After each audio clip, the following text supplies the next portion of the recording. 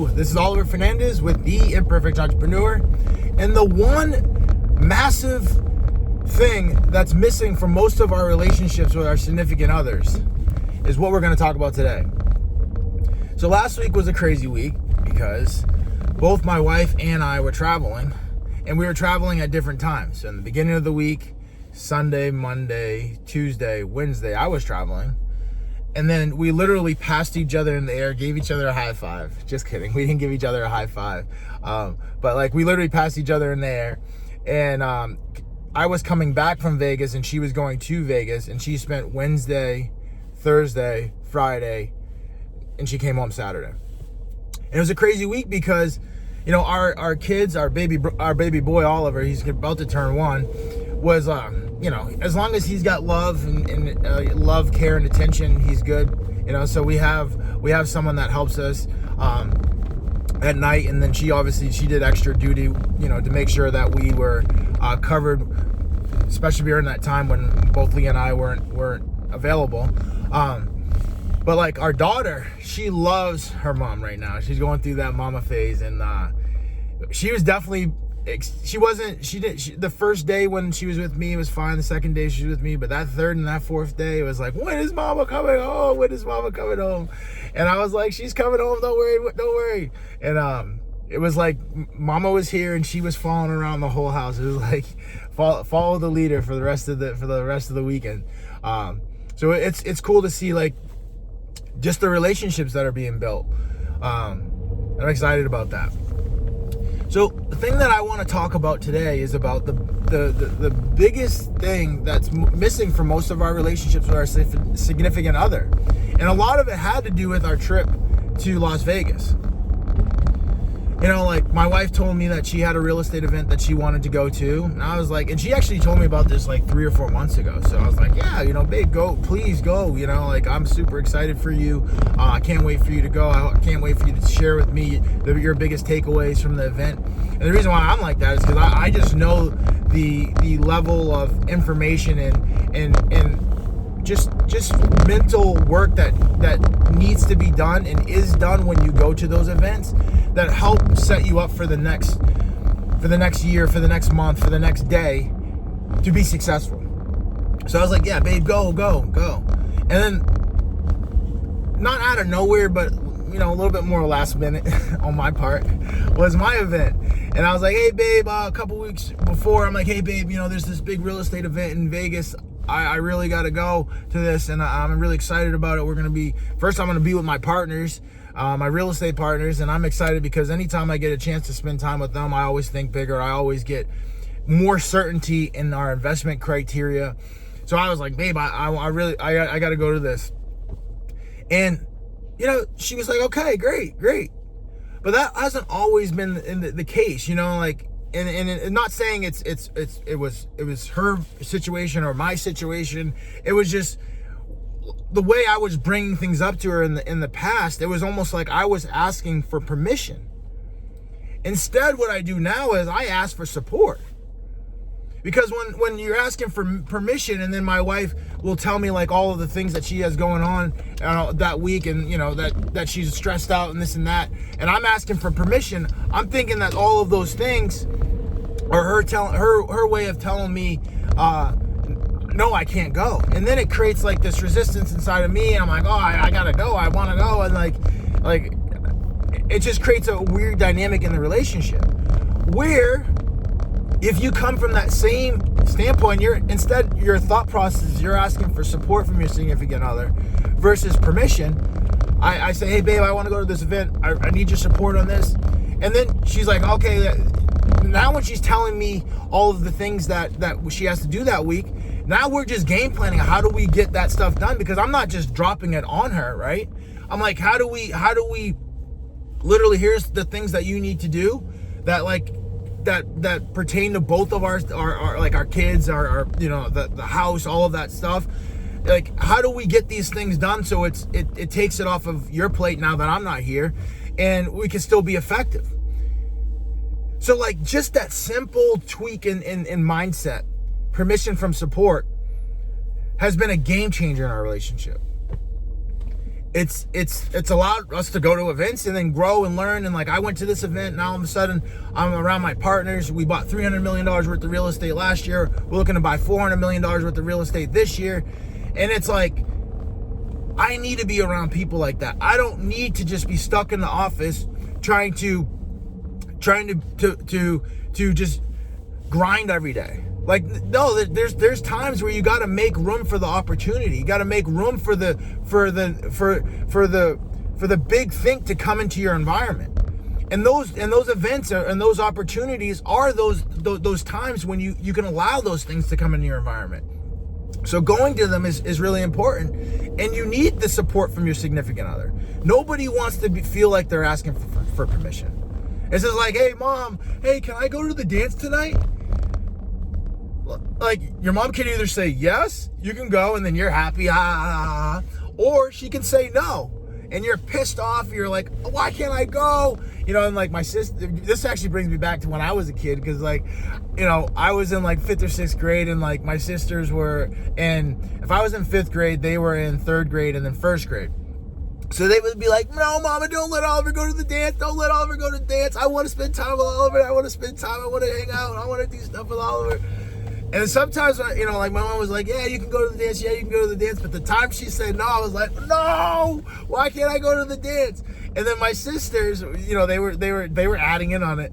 But it was so funny because when they became in 5th grade and when they got into 6th grade and they started asking to go to the dance, they were like out the door, you know, didn't want to hang out with nobody else. Like, so it's like, that was, you know, that was the time where I was like, man, I'm all done listening to the noise, you know what I mean? I just got to do what I got to do, because like, I'm not going to look back over the rest of my life and say like, oh, I wish I did this, or I should have done that, and then potentially look to point blame at somebody.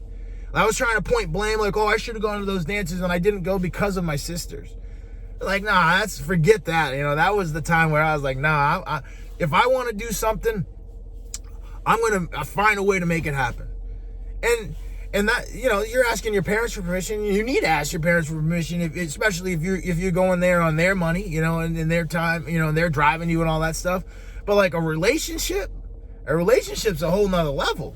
Like, you're with your wife and you're asking her for permission to go to a business event. No, you're asking for support. You're asking for support to grow your skill set, to grow your thought process, to grow the opportunities that you are being presented with in life. Like, and I need your support. I'm not asking for permission. I need your support. You know, and you know, like, there's other things too. Like, you know, my old university, and this is kind of interesting because they're asking me to come speak there at the end of the month, and I'm like, oh man, I gotta kind of rework my framework, because you know, yes, schooling taught me a lot, but there was a lot that it didn't teach me, and I'm not placing blame or responsibility on anybody. What I'm saying, but at the same time, I did invest a lot of time, 4 years. Some people invest more, right? I did invest resources in it, and there was still so much more to go. And that also reminds me that it's never one thing. It's always the thing that leads to the thing that leads to the thing that leads to the thing. So when I go there, I'm going there to support the people that are there, the kids that are there, the students that are there. And when I asked my wife to go and let her know the opportunities that this potentially had to present it for itself, like now all of a sudden we can recruit kids from there, right? What's the best way to go and recruit kids from there is go there, share your testimony, and share the energy and effort that you put into yourself and learning and growing, and then letting them know that, like, it's great to go out, you know, into the marketplace and look for a job and this and that. But the first thing you want to look for in an employer is someone that is going to invest in you. You know what I mean? What I mean by invest in you, like, they're willing to teach you things. You know what I mean? Like, let you learn the game. At the same time, you need to produce, right? So like that's the framework that I'm going to go there with and talk to them about. But like, And I'm not going to go there and talk like, oh, I don't use anything here anymore. So that's what I meant by I had to change my framework, because I don't use any of the engineering, but like the things that I learned at Syracuse, like finish what you start, like a mentality of like winning in life. Like I'd never seen that before until I got into Syracuse. Like the schools that I went to in high school, we had kids in our class literally saying to the teacher, I'm never going to use this stuff anymore, and then starts sprinkling a little doubt on me, like, oh, maybe I'm never going to use this anymore. And then I stopped giving all my energy and effort. Whereas in Syracuse, everybody was like super focused and like looking at the teacher, paying attention, doing their homework, all that stuff. And I was like, man, I better get my stuff in order, or so I'm going to get left behind. And then I got my stuff in order. And that same mentality is what I use today. So yeah, I might not use the thermodynamics, the calculus, and all that stuff, but I use that mentality today. So that's what I'm going to go there and share and focus on there. But like going there, I had to ask for support from my wife. Again, it's a couple days away from home. There's that time commitment, and then in addition to that, they approached me about an opportunity for naming a lab at Syracuse in the new renovated Link Hall, which is the old hall that I used to go to school at, like naming it after ourselves and our construction company. I was like, whoa, that's kind of interesting. So like then again, there was like a situation where it's like asking for support from my wife on the financial investment, right? Instead of like permission and like, I just had to ask for support. And the reason why I wanted that support is because like I'm tied in the giving back to also like the growth of our evolution, right? And our evolution as business owners and entrepreneurs. Like I know we need good quality talent, and the best places to find good quality talent is in these schools, right?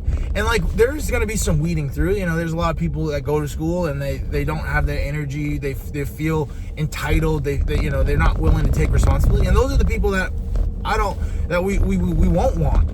But the people that are hardworking and will put a ton of energy into the situation and will present themselves in a professional way, those are the people we do want. Those are the people we have in our organization right now that are helping grow the organization. So what better place to go back to your alma mater and recruit those people, right? You already have an instant connection. We both went to the same school. We both were studying in the same buildings. Like, yeah, it might be renovated now, but it's still theoretically the same building.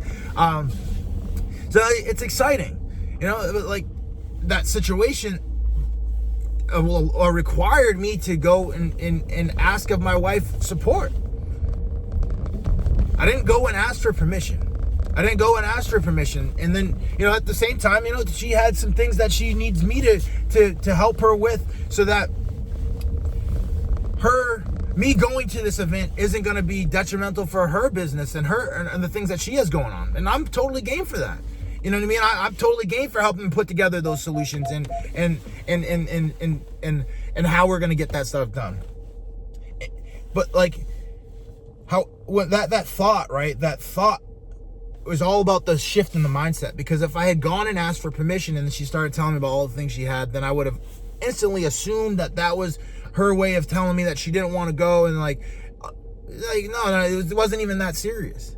It's coming to the situation with the thought process that I'm looking for my wife's support, and yes, she is telling me some things that are stressing her out, but it's also my responsibility to help support her. I'm looking for support from her. I can help support her and figuring out solutions for the things that she's bringing to my attention, and that's been a game changer for our relationship. So I wanted to give it to you. Hope that adds value. Go out there and continue to roll and build your legacy.